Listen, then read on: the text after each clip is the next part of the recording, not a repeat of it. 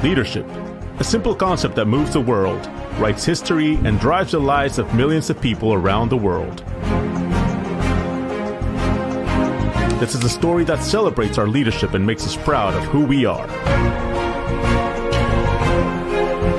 Today, Latino Leaders Magazine crosses the path of the same leaders we've been interviewing for more than 18 years. Making all of us that work at Latino Leaders Magazine proud of our past and excited about our future. Latino Leaders Magazine is confident that we will continue to inspire the leaders that will write the future pages of our history. We have witnessed the enormous potential and value of Latino leaders. Now, Latino Leaders Magazine wants to continue to serve them by connecting these leaders and thus inspiring the future. Ladies and gentlemen, please welcome your host and publisher of Latino Leaders Magazine, Mr. Jorge Ferraiz.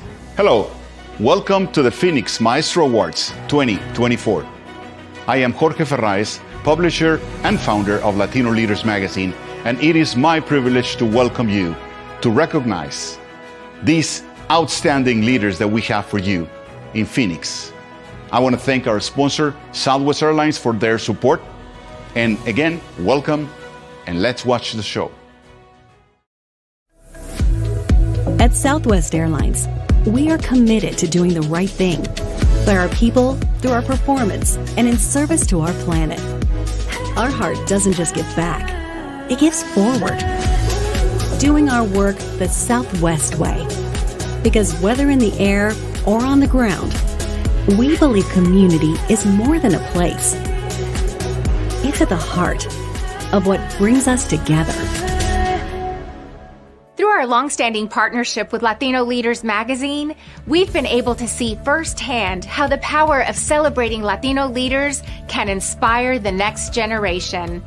I'm Laura Nieto, Managing Director of Corporate Responsibility.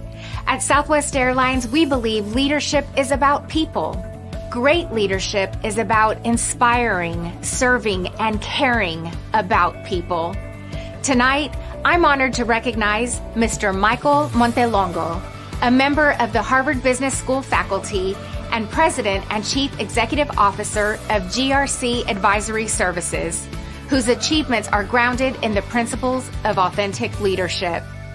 With years of leadership experience in board governance and audit committee financials, Mr. Montelongo's success can be attributed to a robust work ethic and unwavering integrity. Throughout Mr. Montelongo's career, he has been recognized as a supportive colleague, leading change and driving growth in large organizations.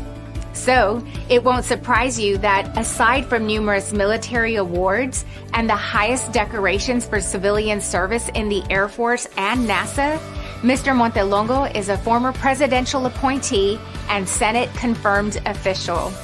Named as one of the 100 most influential Hispanics by Hispanic Business, we salute you for being a steadfast champion of how the power of authentic leadership can create meaningful growth and inspire others. On behalf of the more than 70,000 Southwest Airlines employees, we're honored to present the Maestro Award for Leadership to Mr. Michael Montelongo. Congratulations. The Phoenix 2024 Maestro Award in the category of leadership is presented to Michael Montelongo. A great story of discipline, a formation with strong values, a great story of success in corporate, as an advisor, and also as a board director. Congratulations. Lately, I have been titling my journey, The Angels Along the Way story. And I'll explain that in just a minute, but that basically describes a very unlikely path, a very unlikely journey from where I grew up in New York City, the Lower East Side of Manhattan, and this is back in, and I'm telling you a little bit about my age too, the 50s, 60s, and 70s when it was very dangerous. We were living in inner city kind of neighborhood, barrio type of neighborhood, and in public housing. This is a story that is a tribute to many people, angels I call them. And the reason I say angels is because when we think of the word angels, we think of people who, or even maybe supernatural entities that have our best interest at heart all the time, that they will do anything on our behalf for our benefit. And so, yeah, I call them angels. My parents, relatives, friends, teachers, mentors, all of these people who played significant roles in shaping how I think about life, career, and leadership. So that's what this story is all about, angels along the way. And as most stories, I think, for everyone begin, it starts with parents. Mine were Miguel and Elena. And Miguel, or my dad, was one of 19 siblings, which is amazing when you think about, how many people, how large families are today. In my dad's case, the lifeline was, in some ways, was when he got drafted by the Army during the Korean War. And he was stationed in New York. Mom had left Puerto Rico to go live with an aunt in order to make some money to send back to the family. So the two of them met in New York City, and as the phrase goes, the rest is history. They decided to stay there in New York and raise their family. But they understood, being in New York at that time, this is the late 50s, mid-late 50s, the challenges that were before them. They were blue-collar, working-class Latinos, limited facility with the English language, limited formal background or formal education background, living in the inner city in the barrio, and in a dangerous neighborhood. It wasn't like it is now. It's very dangerous at that time. So they were thinking to themselves, well, what are we going to do with our children in this kind of environment? And so for them, they felt the solution for us, me and my siblings behind me, was education. That was going to be the equalizer. So I was going to a Jesuit high school in Lower Manhattan, and once again met some more angels, and some of those introduced to me the idea of considering West Point as a college choice. It was only 50 miles north of us, up the Hudson.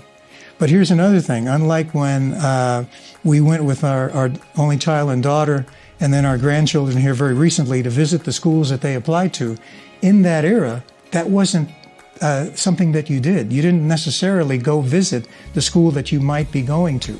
So I never visited West Point until the day I had to be there. The first day that I set foot on the campus grounds was the day I had to be there. Now, what I've told many of my friends and my family is that, again, honestly, if I had actually visited the place and seen what it was all about, I probably would not have gone, because the culture there and the expectations were so different than anything that I had experienced in the world that I had been in Lower Manhattan. I've had the good fortune of having multiple careers under the banner of a career, a military career, a government official, being a corporate executive, and lately an academic career. And so I love that. It wasn't something that I necessarily planned. Thankfully, these opportunities came my way, and I was able to take advantage of them. But I have always loved variety, even though I was for example, with the military for 2 decades. I did some of the military things that one would think of, the traditional things. But I also got the opportunity to do things that were non-traditional, that the Army gave me the opportunity to, for instance, on a scholarship, go to graduate school. And it was graduate school at a Harvard Business School, of all things. I mean, I was thinking, goodness, West Point was one thing, and now I had the opportunity to go to Harvard Business School. And then after that, they asked me to go back and teach at West Point. Little did I ever think when I was a cadet, sitting there in the classroom, looking at my instructors, my professors, that someday I would be doing the same thing. It was like an out-of-body experience. And it was it was awesome. It was awesome not only because I had the opportunity to connect with cadets at that time, but our daughter was born there. And she continuously reminds me that the closest she'll ever come to ever being part of West Point is just because she was born there. I did have an ability to engage with all different types of people. And regardless of, what ages they are, or what seniority they have, or what status they have. I felt I was very comfortable in engaging with people like that. And something that I had not yet told you in terms of the threads throughout my Angels Along the Way story, because I've talked about them, the angels, I've talked about service, I've talked about education. I haven't talked about one element that has helped me with connections and relationships, and that's my music. I am a guitarist and a singer, and I had bands at every single grade level every single grade level that I went to school in. So for instance, at high school, I had a band. At college, I had a band. In graduate school, I had a band. And in each of those instances, because music is such a universal connective language, I was able to form some very deep and lasting friendships with people even to this day. And so I think that the combination of being able to connect with people in whatever station that they're at, and then given that I came from some modest and humble beginnings, that I really had something and potential to be able to pass that along and have an impact on others and other organizations.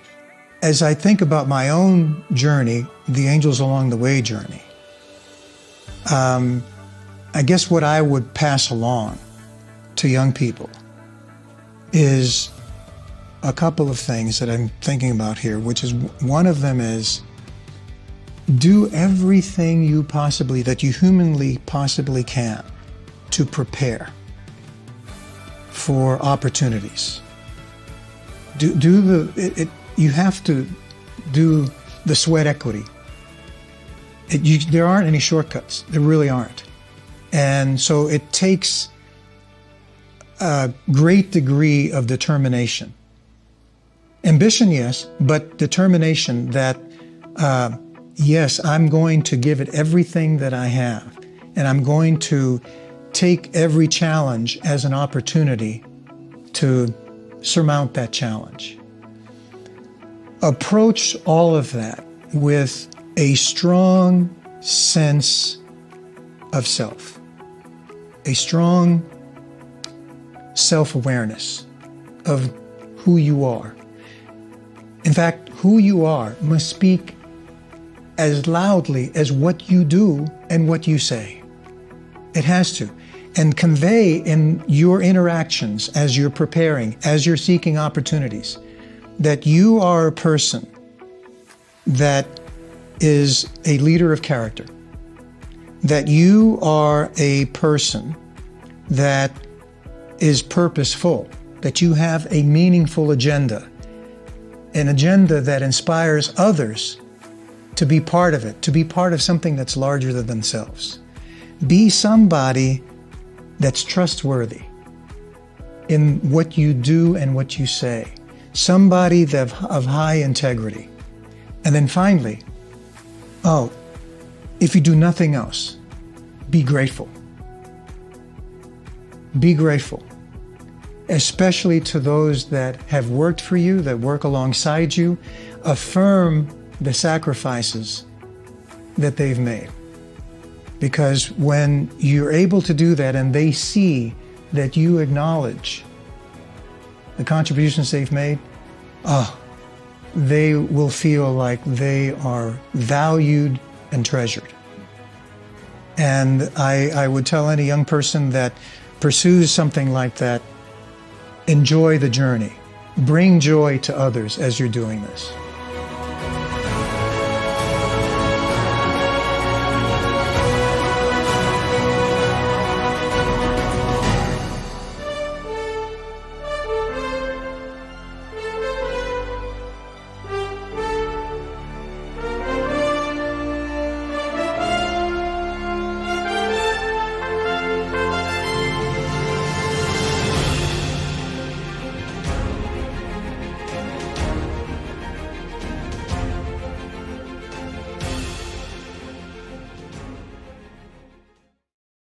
Hi, I am Florencio Morales from Wells Fargo, based here in Phoenix. At Wells Fargo, we are focused on providing comprehensive financial services and expertise to diverse owned and led companies, and advocating for the programs and partnerships which help them achieve their personal and business financial objectives. That is why Wells Fargo is so proud to sponsor this year's Maestro Awards and would like to congratulate the leaders being honored tonight on their accomplishments and contributions to our community. It is an honor to be with this distinguished group of leaders. Thank you, and again, congratulations to this year's recipients of the Maestro Awards. The 2024 Maestro Award in Phoenix in the category of Professional Achievement goes to Dan Puente. A great story of hard work, a man who knew how to build teams and pull others up. Let's watch his story. I'm an Arizona native. I spent the first 10 years of my life in South Phoenix, which is a Hispanic community. I would say that that was somewhat challenging because when you grow up kind of in a barrio, so to speak, right, you get exposed to gangs and drugs and all that kind of stuff. And so all that kind of took place before the age of 10. My parents, both of them are from Arizona as well. And so came to Tempe, went to Marcos de Niza High School, went to middle school here, and graduated high school in 1980. Just kind of didn't know what I wanted to do.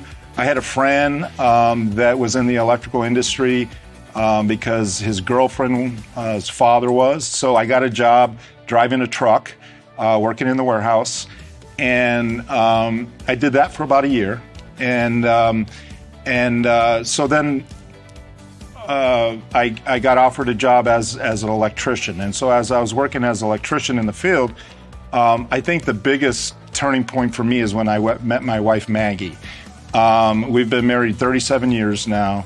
And in 86, in 85 we met. In 86 we got married.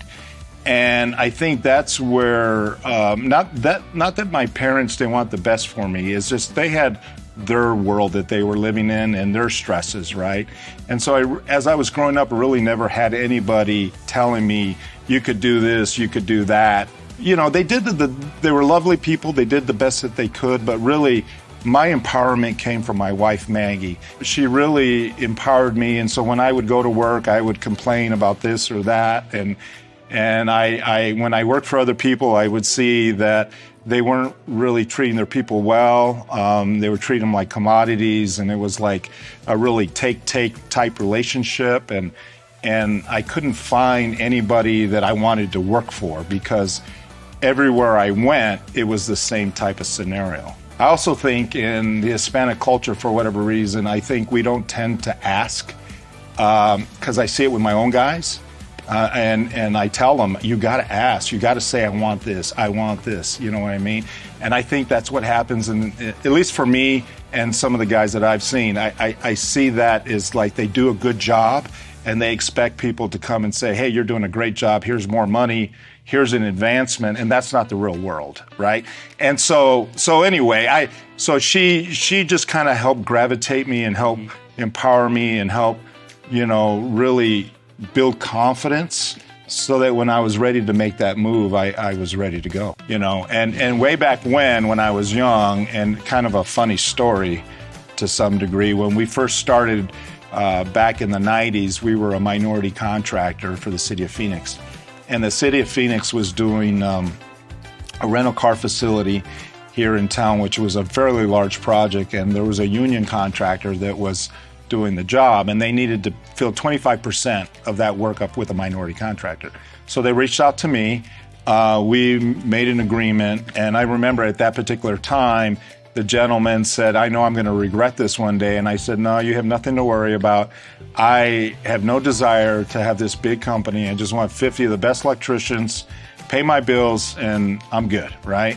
Well, now I see him at interviews for these, $30 million jobs. So it's kind of funny. He just looks at me and smiles and shakes his head. But yeah. So anyway, there was really no great vision. I just knew that whatever I did, I wanted to be the best at it, and I wanted to do it the right way, not by taking advantage of people, not by taking shortcuts, but by doing the right thing and treating people well and delivering a good product and being fair in my pricing and all that, so to speak.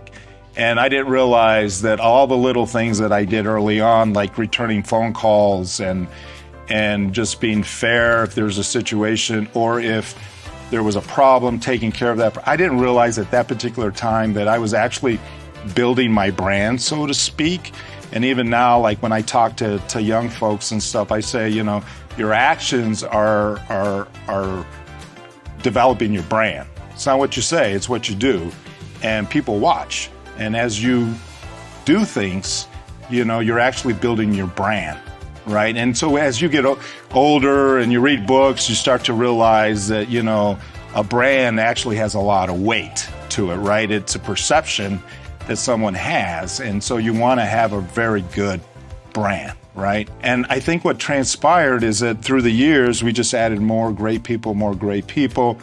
You start to build more opportunities and relationships. And then before you know it, you look back and you got 100 people, right? And before you know it, you got 300 people. And currently we have 800 people. So it just happens. And it just happens through organically, and the more that we can add great people, the more we'll continue to grow. So my kids, one of them, my youngest is a nurse, and my oldest is the president of our company. And Danielle, both of them went to college. Delaney studied nursing, Danielle studied accounting and entrepreneurship. And Danielle went to work for KPMG when she graduated college, and she was there for about 3 years. And they were asking her to move to Texas because she was on the American West or America West account at the time when American Airlines bought them and they merged. And so she did not want to move. And then I noticed that she was talking to a mentor friend of hers that was working for a general contractor. And I called Danielle and I said, "You are not going into this industry without talking to me."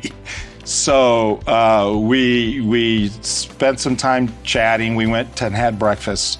Breakfast turned into lunch. Lunch turned into beers.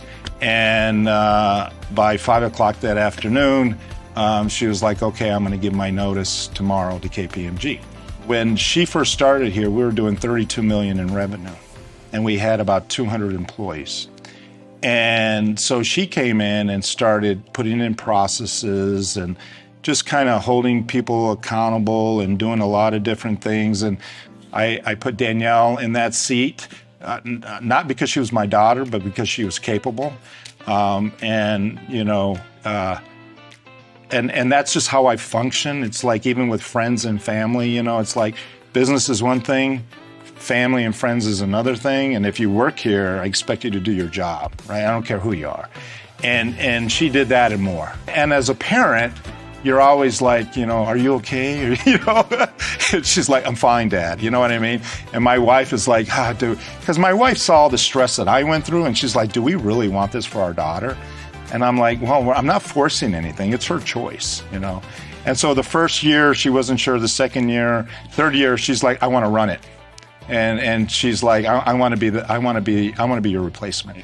And so I said, "Okay, let's go." And so I just poured into her, and I wrapped her around people that I saw that had similar character as my daughter, and called them the executive team. And in fact, the company didn't even know it they probably figured it out after about 2 years, but for the first year, they didn't even know it. They thought I was running it.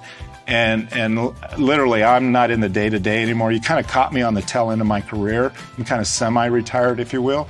But Danielle and the team have been running the company for the last 4 years. And since they've been running it, it's just taken off. I think from a legacy perspective,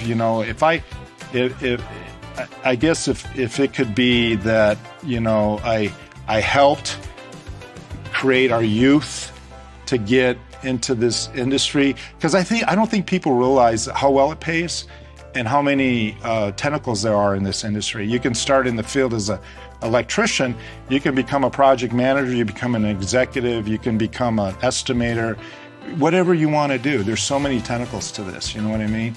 And we have so many different departments. We have marketing, we have accounting, we have all these different things, right? And so I think it's really my family legacy personally, and I think as far as the business is concerned, that it's a business that helped a lot of people achieve whatever they were trying to achieve personally. I get excited about helping people grow. I've never been money driven, never ever been money driven, and it's really about people and having people have opportunity, and that's our basic model. And it's so simple. It's so simple. And we just pour into that. We don't spare any expense on our people.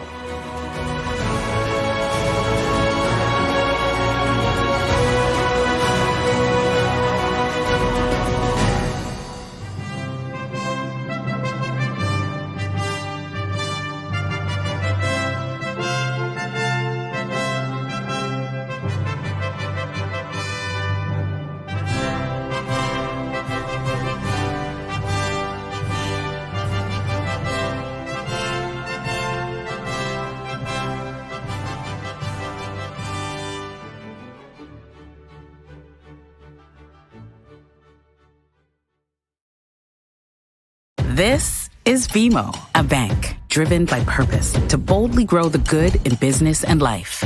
We're growing a more inclusive society by tackling financial barriers. We're growing a sustainable future, mobilizing billions to help companies worldwide transition to net zero emissions. Together, we're thousands of employees with one goal: to help our clients, their families, businesses, and communities make real financial progress. And that you can bank on.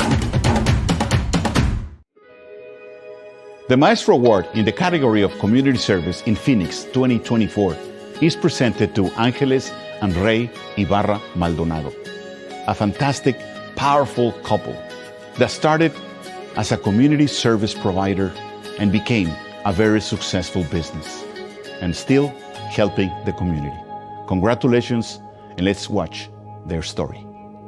So my name is Dr. Maldonado, and I am from Salvatierra, Guanajuato, Mexico. And my parents brought me to the United States when I was just 8 years old to provide us, better educational opportunities, just the American dream. And growing up, I really was concerned about a lot of the discrimination that my family faced. And so I was always very passionate about, community service and just being a part of the immigrant rights movement here in Arizona.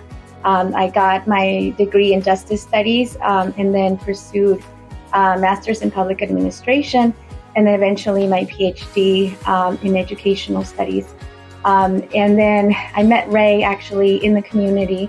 I was a community organizer, and we met advocating on behalf of immigrant rights, and in the middle of a protest against the very infamous Sheriff Arpaio. And we fell in love and had the same passion for our community and the same goals. And so we ended up starting a nonprofit, and then eventually this amazing business that we've been able to be growing together, that is focused on serving Spanish-speaking communities here in Arizona, practicing criminal, immigration, and personal injury. My name is Ray Ibarra Maldonado. I'm originally from Douglas, Arizona, this beautiful border town here in southern Arizona. My mom was born on the Mexican side, Agua Prieta, Sonora. Moved up to Phoenix when I was about 4 or 5, so pretty much been here most of my life, except for the 3 years when I attended law school at Stanford, but then come back to try to see if I could be of service to my community.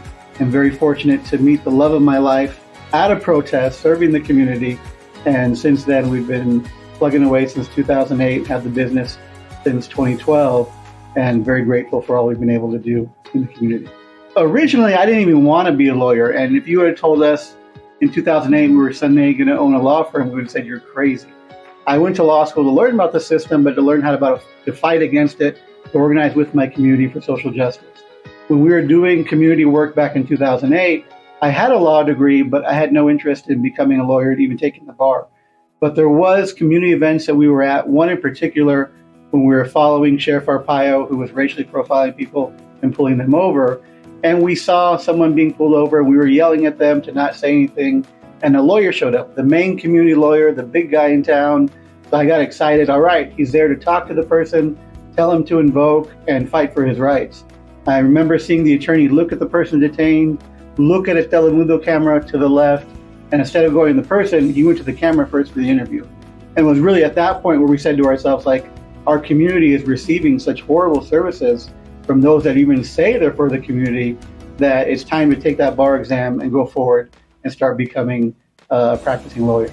He did work for, he worked for other attorneys at the beginning and then eventually for the government as well. But basically out of need, we were about to have a baby when we moved to Phoenix, Arizona, and there was really nobody that was hiring. I was still finishing my PhD, and Ray had been looking, desperately for someone that was hiring. He had been working for someone that was very unethical, and it just didn't align with our values. And so he ended up quitting. And then together we were like, well, he said, I'm going to start my own practice. And of course, as his supportive, we are going to start as our his own supportive practice. spouse, I was along for the ride. And so it's been a really tremendous journey, just starting him and I, first without an office space itself, and then slowly seeing the progression of growing this business together has been a dream. Literally, we had less than $1,000 in our bank account. We were living in my in-laws' house, thankful for them. But we were like, we have a new baby, we have no money, no job, what do we do? Well, the only alternative was to open our law firm.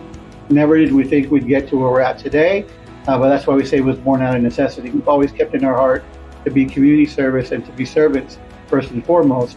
I think that's really what's led us to where we're at today.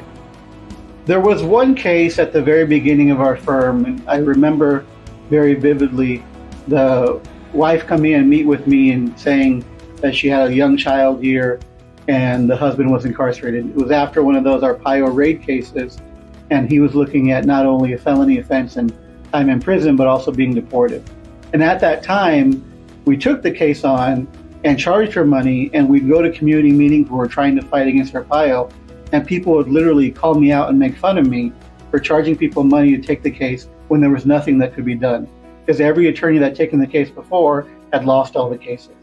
But for me, I was like, well, I went to law school and got this degree, and now I'm doing this. I'm going to try to be of service with the case.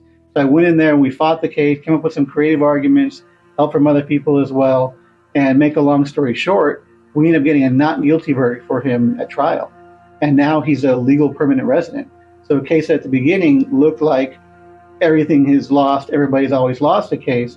We took it on and we said, let's come up with great arguments and not be afraid to go to trial. And with a little bit of luck sprinkled in, we were able to win that case, and the community realized, hey, these guys are the real deal. And from that, we started or continued to grow. I'm very optimistic about the future of Arizona and the future of our law firm. I think together we're going to continue to grow in the right direction. We've gone through so much, we've suffered so much, but we're starting to see from that suffering, like the people who were involved in those protests a decade ago are now the ones in leadership positions, encouraging more people to go to university, getting more degrees. At our law firm here, every time we get someone legal status, every time we keep someone from going to prison, that's a win for the community. That's going to affect that family for generations. We also do a lot of personal injury car accident cases now, so we can put money back into a family that suffered a serious injury, and they use that money to start a business, to buy a house, to move forward. That's going to continue to contribute to the community as well. So very optimistic about our firm in Arizona going forward. I'm really grateful for this opportunity because I know that we're making an impact not just to our clients, but also, with the team that we have here. We're able to create a different culture and a different environment, and listening in to what, the team says in terms of, because they do the work, and sometimes they're like, hey, we should be doing this in this manner. We should be trying this out. And so it's really about listening and trying to respond to those, to that advice. And it feels really amazing. And we will continue to be advocates, probably throughout our entire life.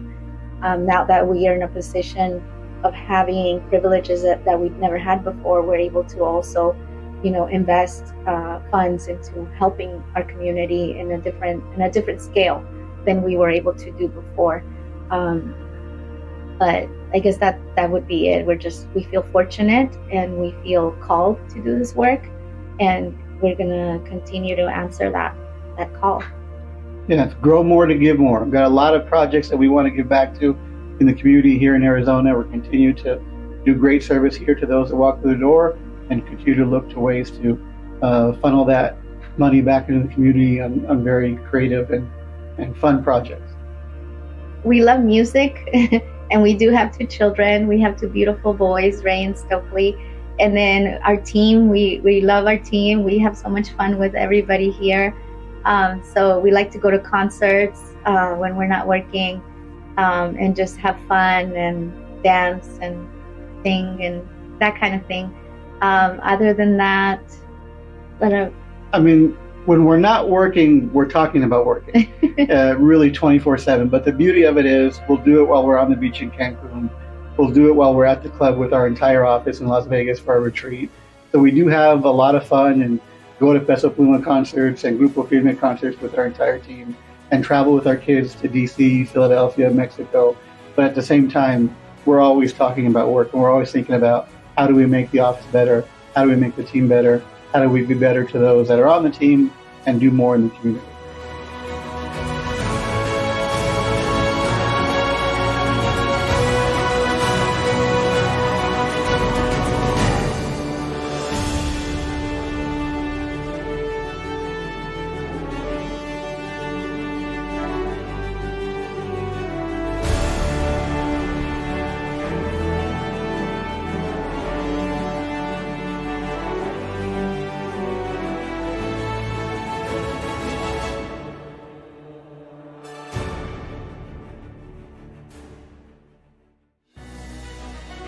Thank you for joining us at the Phoenix Maestro Awards 2024.